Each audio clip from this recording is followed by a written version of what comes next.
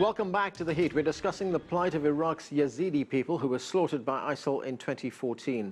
Joining us now is Laurie Adams. She's the president of Women for Women International and a gender rights advocate. Also with us, staying with us, is Pari Ibrahim, the founder of the Free Yazidi Foundation. Thanks to both of you. Laurie, let me start with you. You and your organization have worked with survivors of wars. When you look at this particular case among the Yezidis here, what are the unique challenges that they face? Well, I think, as you've just been discussing, the Yezidi people actually faced an absolute genocide. That's similar to our situation that we had in Rwanda, where the people we worked with also were survivors of a genocide. There are other forms of terrible violence that aren't genocide, but I do think that the Yazidi people and their experience of genocide, it makes that a case that's an important part of that case.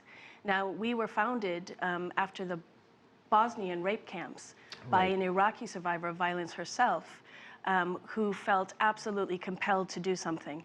And I think in this video that we've just seen and what Pari's been talking about, the experience that people feel desperately alone without any recourse, particularly if they're a minority ethnic group that has been experiencing genocide, the feeling that nobody cares.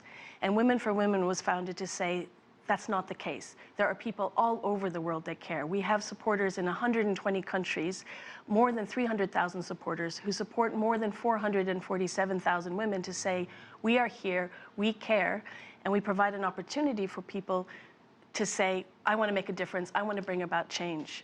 So the Yazidi plight is a particularly critically important one right now, and we've started in the last year. We're lucky to found the Free Yazidi Foundation doing this excellent work, and so partnered with them to say, we have absolutely got to speak out as citizens of a global community to say this is unacceptable, and we want to help. Pari, you testified at the United Nations before a hearing there. That was in Geneva. Let's listen to part of your testimony. In 1942, in the Declaration of United Nations, and after the World War II, the United Nations was founded, and you promised that these things will never happen again. You all agreed to the agreements to defend life, liberty, independence, religious freedom, and to preserve human rights and justice in all lands. And that you are now engaged in a common struggle against savage and brutal forces seeking to subjugate the world. Then may I ask all of you, why did this happen, genocide upon the Yazidi people? And why is it still happening? So you posed the question there right at the end, why is it still happening? Did you get an answer to that? No, and I think until now we did not get an answer because the UN Security Council could refer the Yazidi genocide case to the International Criminal Court, and until now they did not do it. They recently bring out a report that it is genocide against the Yezidis, but I mean, we have the responsibility to protect the people. And there is an ongoing genocide. And yes, the humanitarian help in the region, in Kurdistan or in Iraq, yes, we know that the UN is doing this, but the most important thing for victims is justice. And the UN Security Council could do a lot for this. Laurie, an organization like yours, it brings a lot of attention to what is happening to people like the Yazidis in northern Iraq. What kind of response do you find you're getting? I mean, I think we have an incredible response from people, and it's absolutely wonderful that in the short time that we've been working with the Free Yazidi Foundation, we've already been able to raise enough support to support 640 women in a women's center that we've built with the Free Yazidi Foundation. And opportunities like this to help get the message out, to bring more support, are very, very important. We really have found over the course of time, I mean, it can seem impossible, and it's certainly taken too long for us to respond, but it is when citizens speak up, when we care, when we show that we care, when we show that this matters to us, that's when we get the political will and the accountability of our governments to stop these atrocities. And Pari, what would you like to see from the international community? Well, I would like to see from the international community that the important thing is that Yazidi-led organizations like ours are getting no funding or anything because we are only for Yazidis. We started this foundation because the Yazidis suffered a genocide, and they are telling us that we have to help other people, like Muslims that come from Iraq who flee now to Kurdistan, etc. I do not think that you can ask that from an organization that is helping people suffering from a genocide. And it is also important that we are talking about resettlement of the Yazidi people. After 2 years, they are living in IDP camps. Some children cannot go to school. They are missing so much in their life. And if we continue like this, we can ask ourselves if these children, do they have a future? So I think resettlement in America or Europe is a big question that we want resettlement for these people who want to go towards Europe for a better future if they cannot have it in Kurdistan. So Laurie, an organization like yours, on the one hand, you bring awareness to a major crisis. On the other hand, you have to deal with that crisis yourself. And as Pari has been telling us, a lot of this among the Yazidis involved sexual violence. So what is the most important need that people what is the important thing that needs to be addressed among people who've been subject to this kind of violence?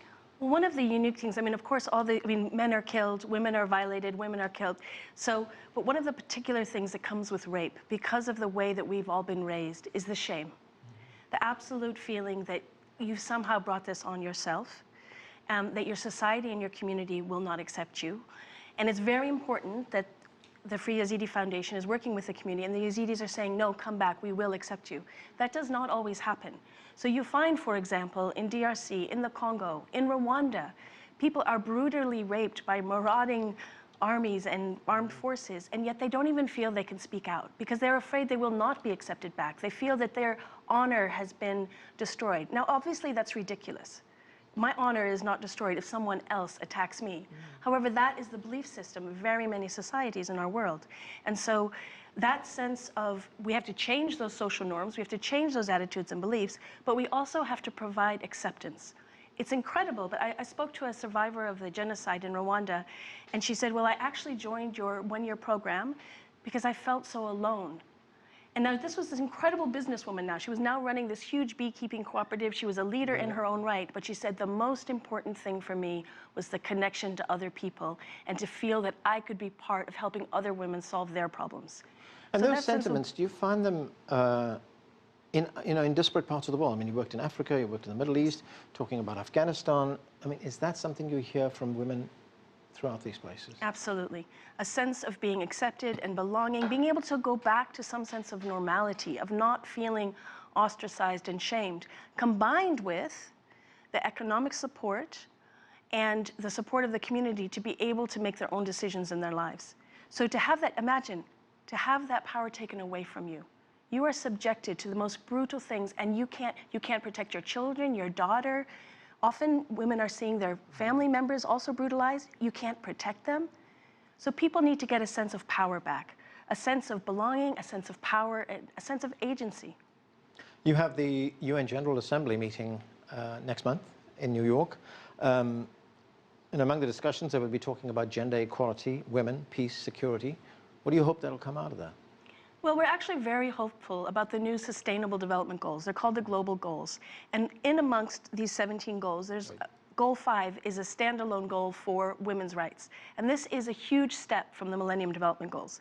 Now, what we saw with the Millennium Development Goals is where there was focus and political will. So governments really prioritized girls' education, and we saw a dramatic change in levels of girls' education.